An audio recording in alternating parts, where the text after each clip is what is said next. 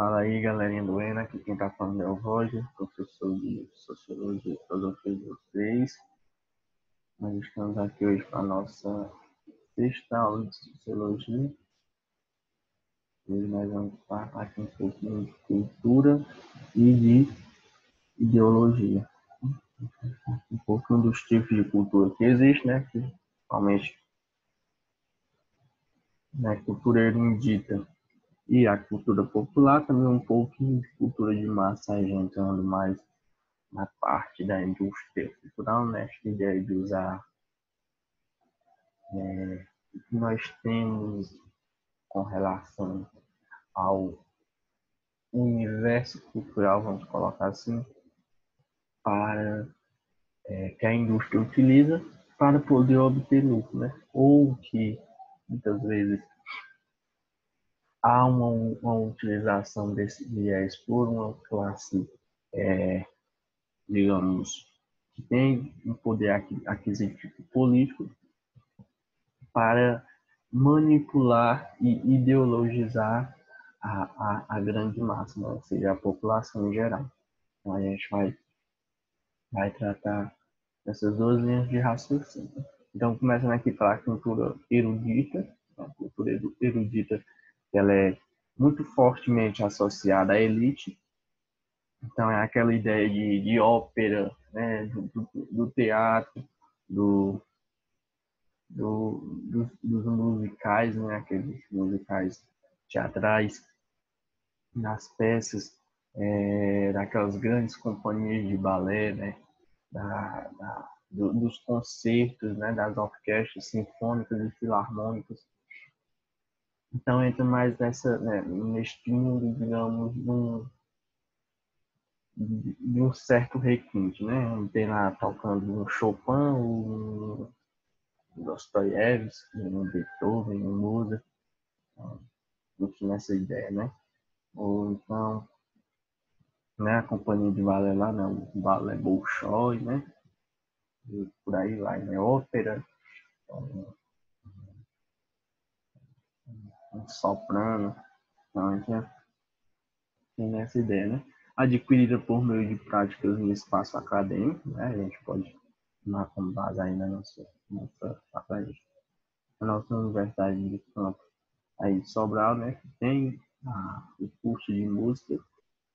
Então esta cultura erudita ela é passada aos, digamos, a quem está iniciando neste meio através de uma formação acadêmica, né? Então tem todo um aprendizado para poder praticar esse tipo de cultura, e ela é, digamos, de certa forma, muito preponderante numa elite intelectual. Então, ela é formada principalmente por pessoas que têm, digamos, um intelecto, não sei se bem desenvolvido seria a palavra certa, né? Mas uma certa elite intelectual que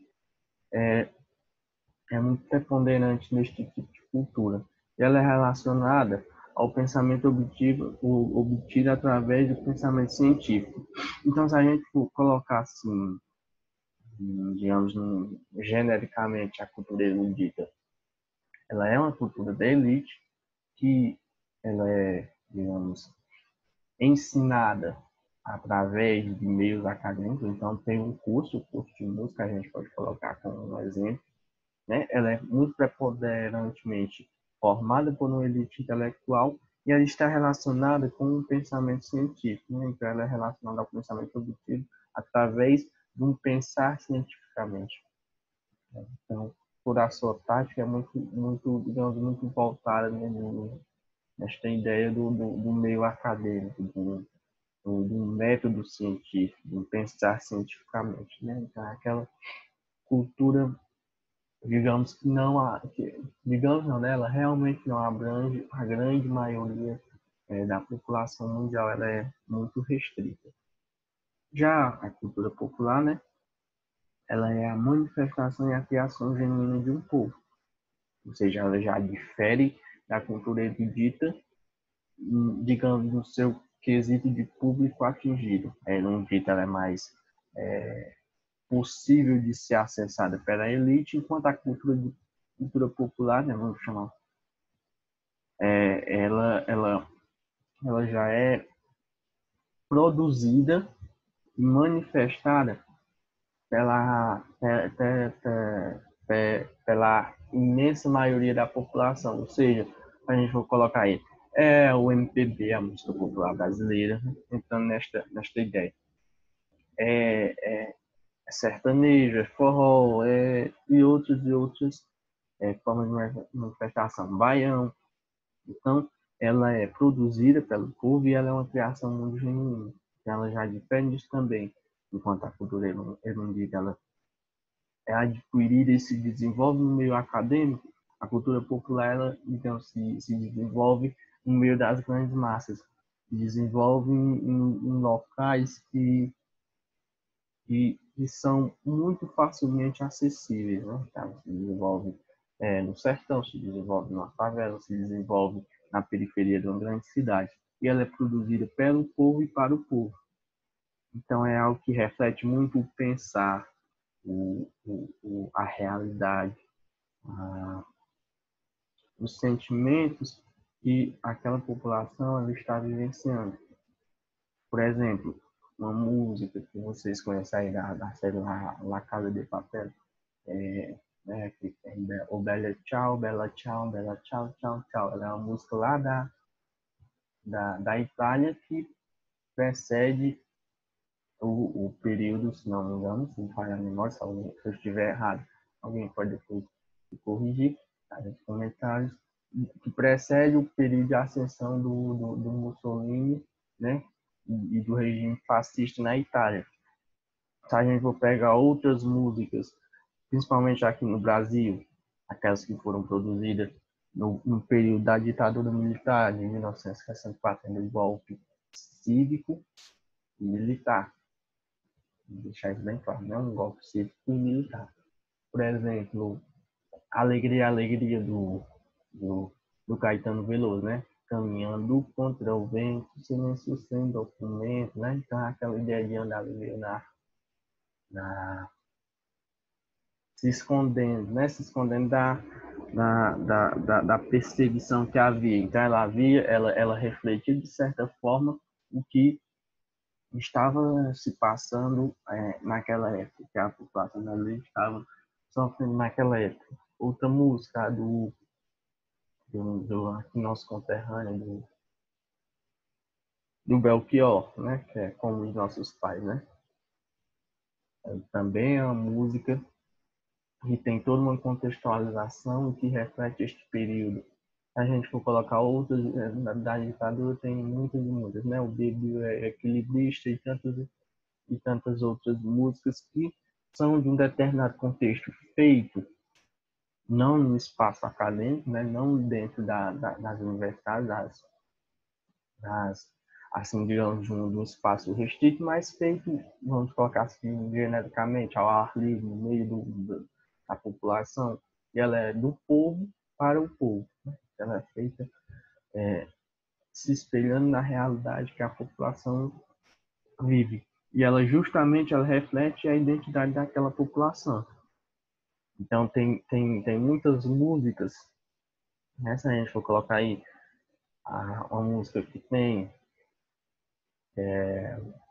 Moro num país tropical, abençoado por Deus e bonito por natureza. Que beleza! Em fevereiro, aqui tem carnaval. Em carnaval, eu tenho fusco violão. Eu sou Flamengo, tem a nega chamada Teresa.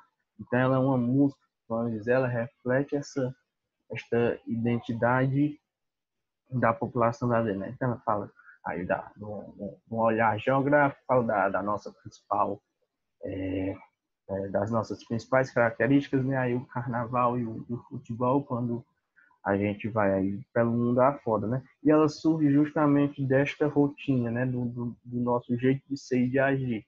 Ou seja, ela é inspirada, ela fala do nosso cotidiano. Mais uma vez, né? Se tornar aqui repetitivo, se a gente for pegar as músicas que eu citei do tempo da ditadura, elas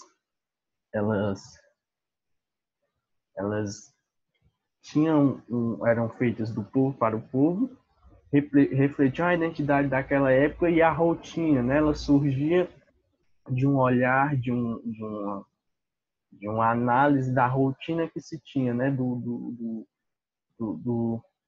de como eram os dias daquela pessoa. Mais uma vez, citando Alegria é Alegria, né? Do Caetano Veloso, né? Que ele diz, que começa, né? Caminhando contra o vento. Não, cara. Caminhando contra o vento sem documento, um sol de quase. Não, estou me enganando. Mas, depois que vocês forem aí, desculpa, mas eu não estou lembrando da música agora direito, mas depois que vocês forem aí analisá-la, ela reflete a rotina que se tinha naquela época, né? A rotina que, vamos dizer, era imposta por quem estava dominando a sociedade naquela época e refletiu o jeito de ser e de agir das pessoas perante aquela situação que era proposta. E entre essas duas, duas formas de cultura, vamos dizer assim, a sociedade ela tende a hierarquizar, né, esses dois tipos de cultura. Por a cultura erudita ela ser uma cultura de elite, ser uma cultura predominante no, na, na, nos, vamos dizer, entre as classes mais altas e que detêm o poder, né, tanto econômico quanto político, ela é tida como uma cultura bela, uma cultura que deve ser o padrão, né, uma cultura adequada. Enquanto a cultura popular, que ela é mais difundida na grande massa, né, ela é feita do povo e para o povo, não tem, digamos, esses requintes acadêmicos que a cultura erudita, então ela é meio que marginalizada, ela é colocada como submissa à cultura erudita. E, dentre estas formas de cultura, né, surge a ideia de cultura de massa e ou cultura de mercadoria, que ela está intimamente ligada a uma indústria cultural, né? Todos vocês já ouviram no decorrer da sua trajetória acadêmica falar, né, deste termo, indústria cultural, que se beneficia e cria manifestações consumíveis pelo maior número de pessoas possíveis. Ou seja, de acordo vamos dizer assim, de acordo com a identidade, com as manifestações e com as criações do povo, a indústria, esta indústria cultural, ela vai se beneficiar daquilo, porque ela vai, através digamos, dessas expressões, criar mercadorias que atendam àquelas necessidades ou que despertem necessidade na grande população, né, na grande massa.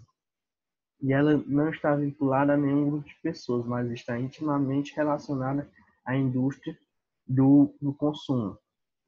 Ou seja, ela não é algo restrito, né? Não está vinculada a um grupo de pessoas, ela era para a grande massa, né?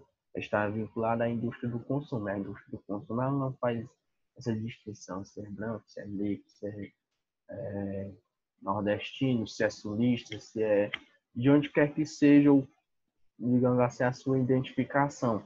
Ela cria um produto em cima das manifestações, do jeito de ser e agir de determinada parcela da população que desperta na grande massa um desejo de ter aquele produto. Então, é meio que você está ali num momento de lazer, e da forma como você se porta, tem alguém lhe observando e com a análise da forma como você estava se portando, como você estava interagindo, ou das necessidades que você demonstrava naquela sua atividade de lazer, vai ser produzido uma mercadoria que não vai ter como finalidade principal suprir as suas necessidades, fazer-lhe feliz, ou, digamos, tornar o seu lazer mais agradável. Não, ela vai ter como uma finalidade que você consuma aquela mercadoria e gere lucro para as indústrias. Então, resumindo grotescamente, é isto. Então, a gente entra nesta ideia de indústria cultural, que é um termo criado pelos alemães Theodor Adorno e Max Horkheimer, membros da Escola de Frankfurt, né? A Escola de Frankfurt lá na Alemanha. Ele é um esquema econômico e político no qual os grandes meios de comunicação de massa seriam responsáveis pela produção de bens culturais e artísticos, seguindo uma lógica mercadológica. Ou seja, mais uma vez eu repeti o que eu acabei de falar, mas talvez com palavras pouco distintas. O que ele quer dizer com estas palavras aqui? Ou seja, a elite dominante, né, que detém tanto o poder econômico quanto político e o poder na grande mídia, né, nos grandes meios de comunicação de massa, ela irá produzir bens que são, digamos, espelhados nas suas necessidades, no que você sente falta, vamos colocar assim. Ou seja, se você tem um carro, vamos dizer, um carro antes de 2010, que ele não tem Wi-Fi, não tem airbag, não tem, deixa eu ver o que mais. Vou colocar aqui, né? Um banco de couro, mas principalmente vamos atentar aqui no airbag e no Wi-Fi. Então, analisando digamos, a falta destes componentes, a indústria, né, de automóveis, ela pode não, né? Ela fez isso já. Ela, atentando para essas suas necessidades, ela vai desenvolver, né, já desenvolveu carros que contém, né, Wi-Fi e airbag. Não pensando principalmente, né, no seu bem-estar, né, na sua proteção, mas porque aquilo vai gerar mais lucro para a indústria, para aquela empresa. Então, é seguindo uma lógica mercadológica. Ela vai produzir algo que vai despertar um desejo em você de possuir e que vai lhe gerar lucro. A mesma coisa é relacionada com a produção de bens culturais e artísticos, né? Aí entra nas novelas, nos programas de entretenimento, programas, digamos, desenhos, filmes, peças. Então, elas vão atentar para, digamos, a forma como a sociedade se porta, a forma como a sociedade está se expressando. Porque, digamos, se você é alguém que gosta de filme de super-herói, você vai preferir um filme de super-herói ou um filme de romance? Logicamente, você vai querer um filme de super-herói, mas como você vai querer aquele filme de super-herói? É um homem, uma mulher, forte, como é o roteiro da história. Então, estes meios, estes detentores, né, de poder econômico e político, eles vão analisando os pormenores da grande massa para poder montar mercadorias que atendam a esses desejos e que, ao mesmo tempo, ou superiormente a isso, lhe gerem lucro, né? Então, é aquela lógica mais mercadológica, sempre pensando no lucro que aquilo pode trazer. Ou seja, visa esta ideia do controle social, político e econômico, lançando mão de meios como a alienação. Se a gente for entrar aqui esta ideia de um controle social, a gente vai entrar mais uma vez, né, naquela ideia que eu já falei em aulas passadas, do que foi no regime fascista, que foi no regime nazista e o que ocorreu aqui no Brasil na época do Vargas e também na época da ditadura militar. Então, eles usam a cultura, usam os meios artísticos, usam os meios de comunicação de massa para manter um controle social, político e econômico. De que forma? Vamos dizer, comercializando produtos, mas quando eu falo produtos, é produtos entre aspas, porque não é só produtos, mas ideias também que vão levar a população a uma alienação. Então, é meio que construir, né, através de algumas ferramentas, uma falsa ideia, mas que seja muito bem aceita pela população geral. Então, há uma alienação. E tem como características essa indústria cultural a padronização e baixo nível de conteúdo.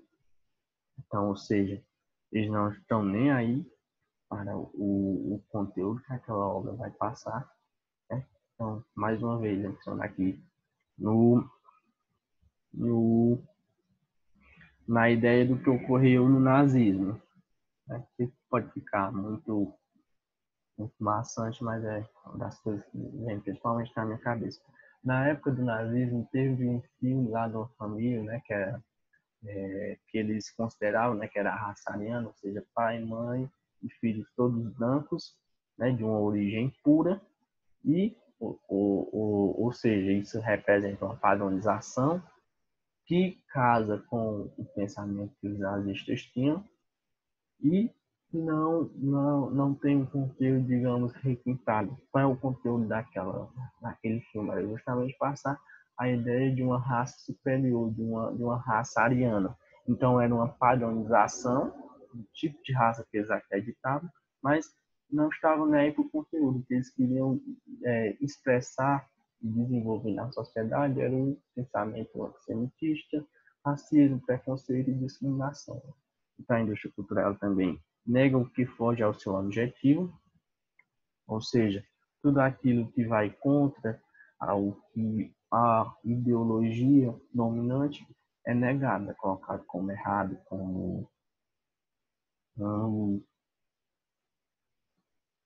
como, como algo que pode levar a uma destruição, a causa, a catástrofe. Né? Então, a gente pode colocar nisso como um exemplo, né, o antagonismo entre capitalismo e comunismo. A indústria cultural, ela produz por necessidade mercadológica, como eu já falei. Não é o interesse em suprir as necessidades da população, não é o interesse em trazer bem-estar à população. É simplesmente o interesse em produzir algo que desperte uma necessidade no consumidor e que traga mais lucro para a indústria. Então, há uma igualdade entre cultura e entretenimento, né? Não há essa distinção. Lazer é entendido como um momento de consumo, como eu falei anteriormente. Há uma massificação de conceitos e ideias, então entra mais também naquela ideia de padronização, né? É uma massificação, então os conceitos e as ideias elas são amplamente difundidos, buscando atingir o maior número de pessoas com um baixo nível e buscando a padronização da forma de pensar e de agir de toda a sociedade. Então, também se caracteriza pelo uso político de aspectos midiáticos, isso é recorrente até hoje, banalização da barbárie e do sofrimento, que a gente pode entrar nas grandes catástrofes, nas grandes, digamos, acontecimentos, nas grandes desgraças que ocorrem aí, por exemplo, uma pessoa que acaba de morrer, tem ali um ente querido sofrendo, chorando, e chega lá um repórter e entrevista aquela pessoa, né, aquele parente que está lá sofrendo, sem um mínimo de empatia, sem um mínimo de respeito. Então, isso é um exemplo da banalização da barbárie e do sofrimento. E a manutenção da ordem estabelecida, né? Então, aquela ideia de um poder dominante sempre estar, sempre permanecer dominante. De quem detém o poder, seja econômico, político, social, manter este poder em suas mãos. Então, um processo de uma produção-consumo em que está mergulhado o homem contemporâneo impede de ver com clareza a própria exploração e a perda de liberdade. Então, é algo tão difundido no nosso dia a dia, no nosso meio, nos meios de comunicação, nas mídias sociais, dentro da nossa casa, da nossa cidade, do nosso bairro, de onde estudamos, dos nossos grupos de amigos é algo tão difundido que a gente muitas vezes não consegue decifrar, né, com clareza esta exploração e esta perda de liberdade que nos é imposta usando este termo que foi criado pelo Adorno e pelo Horkheimer, que é a indústria cultural. Então, há uma massificação, há uma padronização, há uma banalização dos sofrimentos, há um uso tão forte dos aspectos midiáticos e algo que, que, que nos é imposto através de um baixo nível de conteúdo tão inquantificável, na minha opinião, que a gente não consegue distinguir.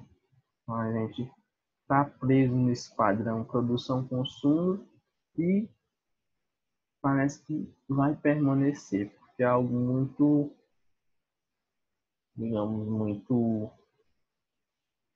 muito incorporado e que muitas vezes a gente não consegue fazer esta distinção.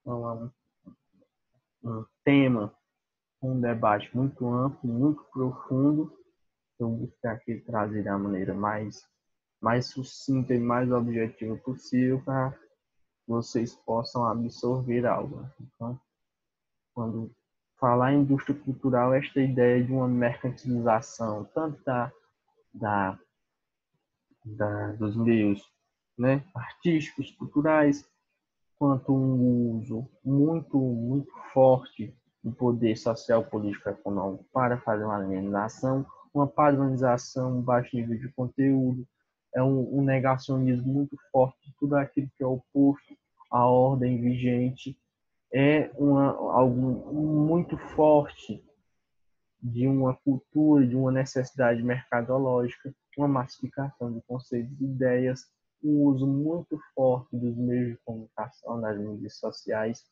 uma banalização do sofrimento da barbárie e o que nos leva a uma manutenção da ordem estabelecida.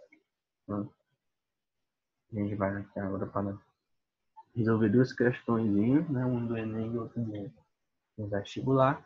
E esta aqui é do Enem-PPL e o seu enunciado diz o seguinte: o tipo de relação entre produção e consumo discutido no texto pressupõe o ou a alternativa A, aumento do poder aquisitivo, B, estímulo à livre concorrência, C, criação de novas necessidades, D, formação de grandes estoques ou a alternativa E, implantação de linhas de montagens.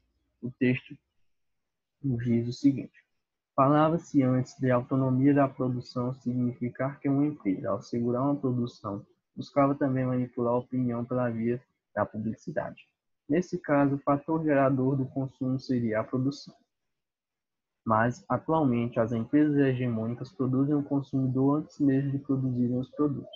Um dado essencial do entendimento do consumo é que a produção do consumidor, hoje, precede a produção dos bens e dos serviços. Ou seja, o que é que este texto está nos falando, em síntese?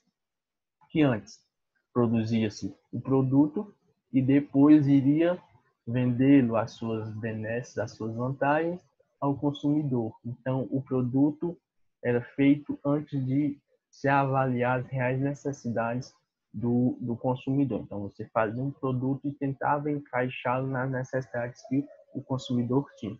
Hoje em dia, a lógica é ao contrário.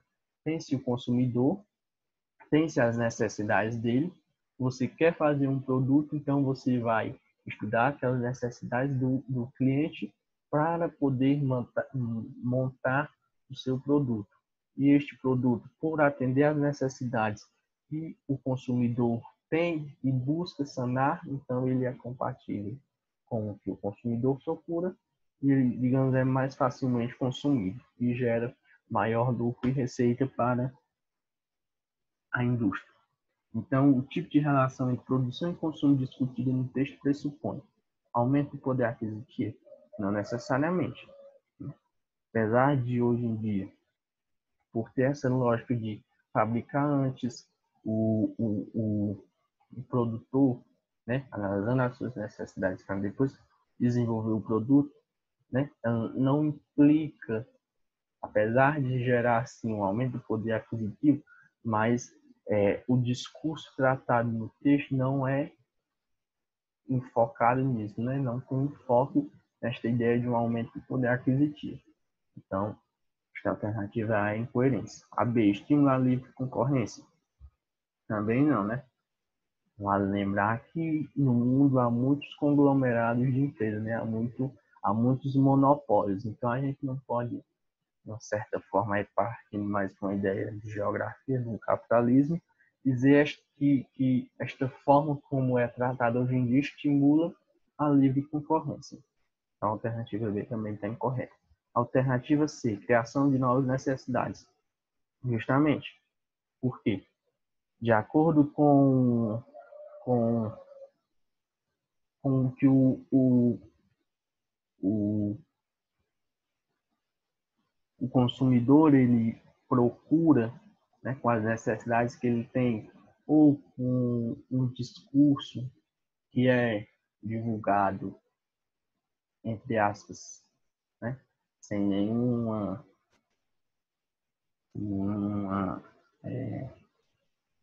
sem nenhum desejo oculto por trás, ele vai gerando nos consumidores, né, vai fazendo-os enxergar necessidades que outrora eles não tinham.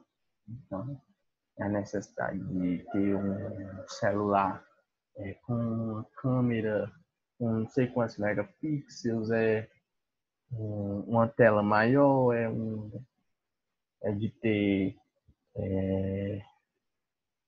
leitor, né? Leitor digital, de ter uma bateria mais durável, de ter um armazenamento, uma memória maior. Então, vai se criando novas necessidades no consumidor através de alguns discursos soltados na grande massa, justamente utilizando dessa ideia de da indústria cultural, né? do uso da mídia com um propósito mercadológico.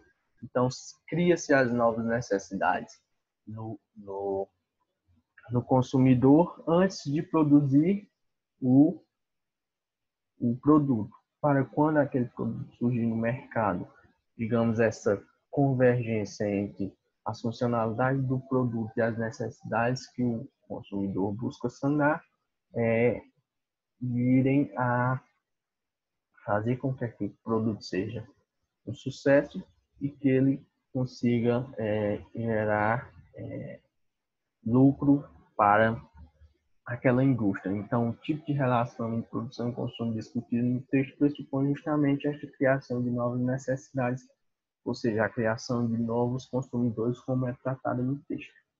Nossa alternativa correta aqui é a letra C. Por que não a D, formação de grandes estoques? Porque justamente esta ideia de produzir, né, o cliente vai produzir, entrando aí na ideia do toyotismo, né, just in time, né? Então o produto de acordo com a demanda, né? Se ter de acordo com a oferta, se ter a demanda.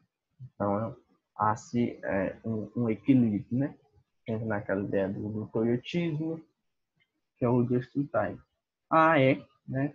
Também não é a implantação de linhas de montagem, que aí já é lá no Fordismo e também não tem nada a ver com o que o texto expressa, né, desta relação entre produção e o consumo. Né? Então, a nossa alternativa correta aqui fica a letra C, criação de novas necessidades. Né? Criar-se o consumidor antes de criar-se o produto. E a nossa última questãozinha aqui, da UniOeste 2017, o enunciado diz o seguinte: assim, sob o conceito de indústria cultural, é correto afirmar que a alternativa A, a arte não se confunde com mercadoria e não necessita da mídia nem de campanhas publicitárias para ser divulgada para o público. B, não há uniformização artística, pois toda cultura de massa se caracteriza por criações complexas e diversidade cultural. A C, A cultura é independente em relação ao mecanismo de produção material da sociedade. A D. A obra de arte se identifica com a lógica de reprodução cultural e econômica da sociedade. Ou a letra E. O pressuposto básico é que a arte nunca se transforma em artigo de consumo. O texto diz o seguinte: o ensaio Indústria Cultural, no esclarecimento com mistificação das massas, de Theodor W. Adorno e Max Horkheimer, publicado originalmente em 1957, é considerado um dos textos essenciais do século XX, que explicam o fenômeno da cultura de massa e da indústria do entretenimento. É uma das várias contribuições para o pensamento contemporâneo do Instituto de Pesquisa Social, fundado na década de 1920 em Frankfurt, na Alemanha. Um ponto decisivo para a compreensão do conceito de indústria cultural é a questão da autonomia do artista em relação ao mercado. Então, trata aqui, esta ideia justamente é um texto, né, que nos insere, digamos, historicamente na criação do termo indústria cultural. E o enunciado diz o seguinte, né, assim, sobre o conceito de indústria cultural, é correto afirmar que a arte não se confunde com mercadoria e não necessita da mídia de campanhas publicitárias para ser divulgada para o público. Aí a gente já consegue eliminar, né? Por duas formas, né? Quando se fala em indústria cultural, há sim digamos, essa fusão entre a arte e a mercadoria, uma mercantilização da cultura, da arte, e a arte necessita sim da mídia de grandes campanhas publicitárias para ser divulgada ao grande público, né? Seja no rádio, seja na TV, seja nas plataformas digitais. Essa alternativa aqui já é incoerente. A letra B. Não há uniformização artística, por toda cultura de massas características por criações complexas de diversidade cultural. Se a gente fosse, se a pergunta fosse sobre cultura popular, essa alternativa até teria um pouco de coerência, né? Porque a cultura de massa, ela verdadeiramente é algo complexo e tem uma certa diversidade, porque ela é feita do povo para o povo. A gente tem que lembrar que o povo ele é muita gente, né? E há muita diversidade, há muitas diferenças de uma pessoa para outra. Mas como ele está falando do termo indústria cultural, essa resposta ela se torna incoerente, porque na indústria cultural a gente tem que se lembrar uma das características é justamente a padronização e é o baixo nível das produções. Então, criações complexas de diversidade cultural, além desta ideia de não haver uma uniformização, é incoerente quando se fala em indústria cultural. Também aquela também é, é incoerente. Assim, a cultura é independente em relação aos mecanismos de reprodução material da sociedade. Também não, né? A cultura depende sim dos meios de reprodução de material para poder se expandir nos diversos cantos e recantos, né, dos confins do mundo. AD. A obra de arte se identifica com a lógica de reprodução cultural e econômica da sociedade. Sim. Por ele estar falando do termo indústria cultural, está inserindo a arte, né, a cultura dentro desta ideia de mercantilização, assim uma identificação da arte com a lógica de reprodução cultural e econômica da sociedade, se encaixando naquelas características que foram ditas, né, principalmente na padronização em baixo nível, que é proposto numa ideia de alienação da sociedade e de uma mercantilização e uma massificação das ideias e dos conceitos. Então, essa alternativa D é coerente à nossa alternativa correta. A E não é, né? O pressuposto básico é que a arte nunca se transforma em artigo de consumo. Então, basta analisar hoje porque são os shows, as novelas, as peças que a gente percebe que esta alternativa é totalmente coerente, né? Que há assim uma mercantilização da arte, das expressões artísticas para transformá-lo num artigo de consumo, numa mercadoria. Então, a nossa alternativa correta aqui, né? De acordo com o conceito da indústria cultural, é correto afirmar que a obra de arte se identifica com a lógica de reprodução cultural e econômica da sociedade. Então, a alternativa correta aqui acaba sendo a letra D. Então, aí duas questõezinhas, uma da UniOeste 2017, no vestibular, e a outra do Enem PPL. A gente chega aqui ao final da nossa aula, né, sobre cultura e biologia. Espero que possa ter ficado algo na cabeça de vocês, que a aula não tenha sido muito longa e maçante. E qualquer dúvida, qualquer incompreensão, de acordo com o que eu procurei expressar para vocês que tenha ficado, podem entrar em contato comigo, né? Podem falar comigo, que eu vou procurar sanar a dúvida de vocês da melhor maneira possível, né? Então, fiquem bem, se cuidem e até uma próxima. Bons estudos.